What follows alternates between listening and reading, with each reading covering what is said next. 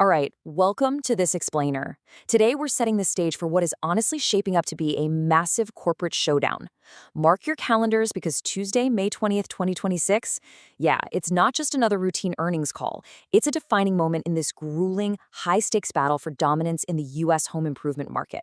On one side, we've got the scrappy, rapidly transforming challenger, Lowe's, and on the other, the undeniable Goliath, Home Depot.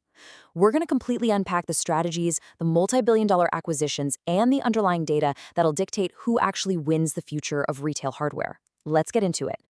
So, to really grasp the sheer gravity of this day, we have to look at the expectations. Right before the market opens on May 20th, Lowe's is going to report its Q1 fiscal 2026 earnings. And Wall Street's consensus is sitting right at a massive $22.91 billion in revenue. Just to put that into perspective, that would represent a 9.5% year-over-year growth alongside earnings per share of $2.96. The stakes here are incredibly high, and the market is pretty much pricing in a high probability of a beat. But as we're going to see, the real story goes way, way beyond just hitting this number. Now, what makes this day truly fascinating is the timing. I mean, May 20th is arguably one of the most consequential earnings days of the entire cycle. Why? Because Lowe's is actually reporting on the exact same day as NVIDIA. With the entire financial world already glued to the markets that day, and considering Home Depot just reported the day prior on May 19th, all eyes are going to be locked on Lowe's. Everyone wants to see if their massive structural pivot is actually, working. The spotlight literally could not be brighter. Okay, let's dive into this data because this is exactly where the momentum shifts. Just look at the preliminary victory Lowe's scored last quarter. In Q4 of fiscal 2025, Lowe's delivered a 1.3% increase in comparable sales, so sales from stores that have been open for more than a year. And Home Depot, well, they posted just 0.4%. Lowe's outperformed the giant by 0.9 percentage points. And historically, Lowe's used to consistently underperform Home Depot in this area. So this data proves the gap isn't just closing. In certain quarters, it's actually reversing. And that outperformance, it was driven entirely by one very specific group of shoppers. Which brings us to a massive shift in revenue, really highlighting how Lowe's is aggressively changing its very DNA. For years, Lowe's was heavily seen as the do-it-yourself or DIY destination. But check out this shift. They've driven their pro segment, meaning the professional contractors and builders, from just 22% of revenue back in 2023 all the way up to an impressive 40% heading into 2025. This is that pro pivot you'll hear analysts constantly talking about. This specific segment completely defied the cooling consumer DIY market. Section 1. The Challenger's Right Hook.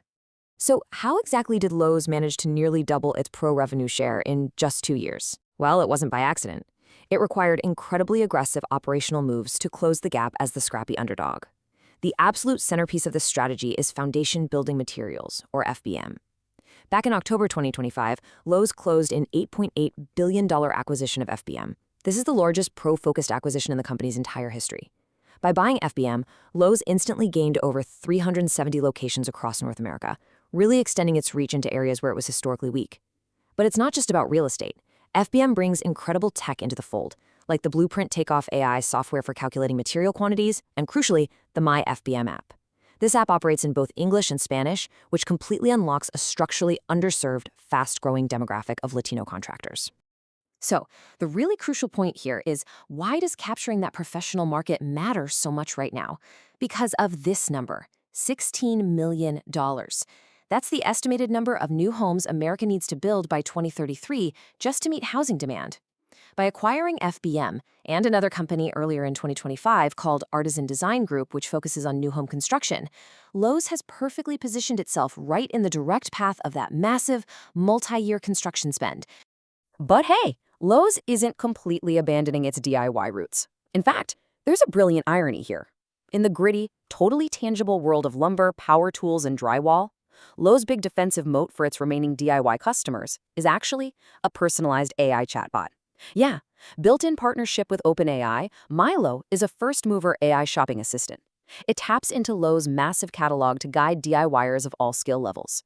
If Mylow delivers even a 10 to 15% conversion uplift on assisted sessions, the revenue impact on Lowe's $11.3 billion in web sales is going to be absolutely massive. Section 2. The Goliath's Shield. Of course, you don't just punch a giant without expecting them to hit back, right? It turned into this rapid-fire, tit-for-tat M&A arms race. Home Depot didn't just sit back.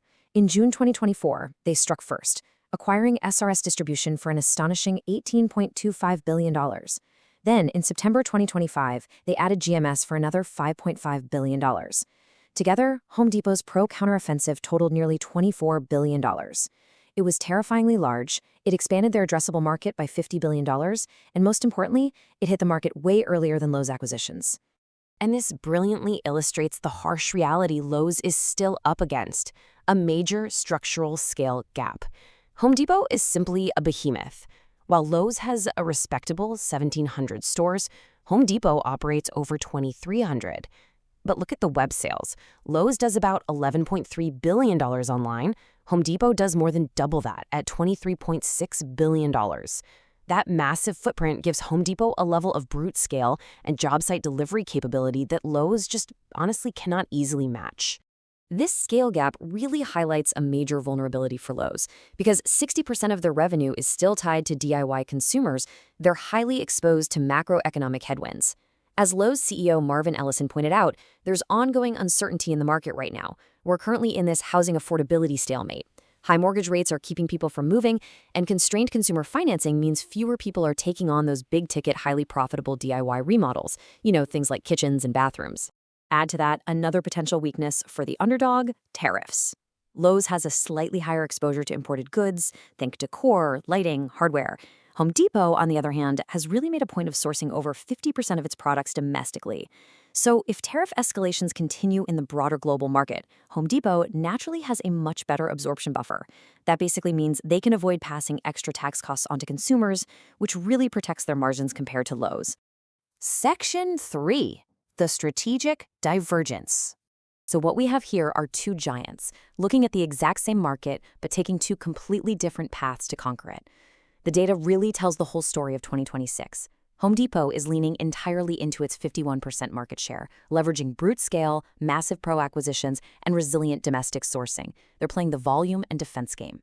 Lowe's, sitting at a 28.8% market share, is relying heavily on tech-driven operational improvements. They've pushed their pro revenue mix higher to 40% compared to Home Depot's 30%, and they're betting on AI tools like Mylow to defend their DIY flank. Ultimately, it's brute scale versus operational agility. Section 4. The Earnings Scorecard. Which brings us right back to May 20th.